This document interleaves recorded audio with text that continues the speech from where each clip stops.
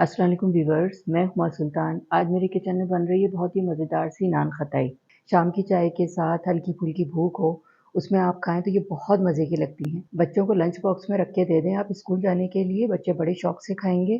चलें बनाना स्टार्ट करते हैं। बिस्मिल्लाहिर्रहमानिर्रहीम।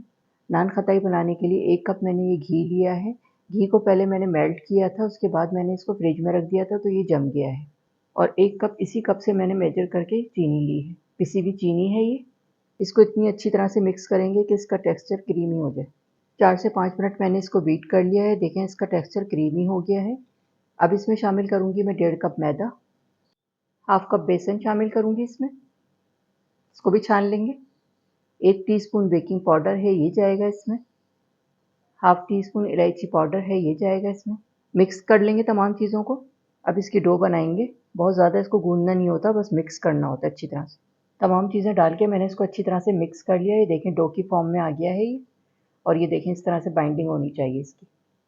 ये देखें इतना बड़ा लेंगे क्योंकि ये बेक होने के बाद बड़ी हो जाती हैं। थोड़ा सा सेट करेंगे पहले इसको और फिर इस तरह राउंड में घुमा के थोड़ा सा प्रेस करेंगे इसको। सारी नान खताइयाँ बना के मैंने तैयार कर ली हैं। अब इसको एग वॉश करेंगे। ये इस तरह से नान खताई पे लगाएंगे। सारी नान खताइयों को मैंने एग वॉश कर लिया है। चलें अब इसको ओवन में रखते हैं। ओवन को मैंने प्रीहीट कर लिया है 180 सेंटीग्रेड पे। 20 से 25 मिनट लगते हैं नान खताई को बेक होने में, तो चलें इसको रखते हैं। 25 मिनट हो गए हैं, नान खताइयाँ तैयार हो गई हैं। ओवन मैंने ऑफ कर दिया है और आप देख सकते हैं कितना बेहतरीन कलर आया है इस पे। अब मैं इसको निकालती हूँ। नान खताइयाँ बन के तैयार हो गई हैं। आप देख सकते हैं कितनी ज़बरदस्त लग रही हैं। बहुत ही अच्छा सा इस पे कलर भी आ गया है।